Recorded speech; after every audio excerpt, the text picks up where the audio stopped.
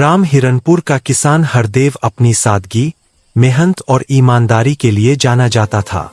उसके पास जमीन तो बस 5 बीघा ही थी, पर वह उसका गर्व था। हरदेव रोज सुबह सूरज निकलने से पहले खेतों में पहुंच जाता, कभी हल चलाता, कभी पानी की व्यवस्था करता, तो कभी फसलों की जांच। उसकी पत्नी सरस्वती और उसका बेटा मोहन भी अक्सर उसका हाथ बंटाते। उनके लिए खेत केवल रोजी रोटी का साधन नहीं था, बल्कि उम्मीद का ऐसा पेड़ था जो हर मौसम में नई सीख देता था। लेकिन इस साल हालात कुछ अलग थे। बरसात का मौसम आया ही नहीं। बादल आते, गरजते और फिर बिना एक बूंद गिराए लौट जाते। फसलें प्यास से मुरझाने लगीं। हाथ से बोया हुआ बीज धूप में झुलस गया। गांव के कुएं का पानी भी आधा रह गया था। कई किसानों ने कर्ज लेकर ट्यूबवेल लगवाने की कोशिश की, पर हरदेव के पास इतने पैसे नहीं थे।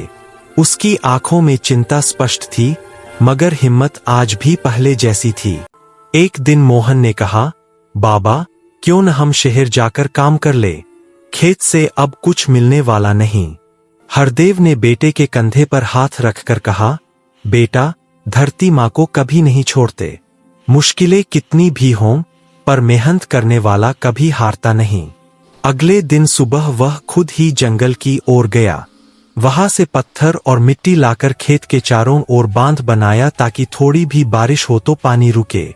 उसने पुराने पाइपों की मरम्मत की, पड़ोसियों से दूध के बदले पानी उधार लिया और रात में भी खेत की रखवाली की। उसके हाथ फट गए, पीठ दर्द से झुक गई, पर उसके संकल्प में जरा भी कमी नहीं आई। आखिरकार एक रात तेज हवा चली और आसमान में काले बादल घिर आए। तेज बारिश शुरू हो गई। हरदेव बाहर निकलकर भीगते हुए आसमान की तरफ देख मुस्कराया। उसकी फसलें फिर से जीवित हो उठीं। कुछ हफ्तों बाद खेतों में हरी भरी लहराती फसल देखकर उसकी आंखों से आंसू निकल आए। यह जीत उसकी मेहनत की थी। जब फसल बाजार में बिकी, तो हरदेव को ठीक ठाक आमदनी हुई। उसने सबसे पहले अपना पुराना कर्ज चुकाया और बाकी पैसे घर की जरूरतों में लगाए। गांव के लोग अक्सर कहा करते, अगर हिम्मत सीखनी हो तो हरदेव से सीखो। किसान गिरता है, टूटता है, पर मिट्टी से फिर उठ खड़ा होता है। हरदेव मुस्कराते हुए बस एक ही बात कहता, किसान का संघर्ष उसकी ताकत है। धरती पर भरोसा रखो, वह कभी धोखा नहीं देती।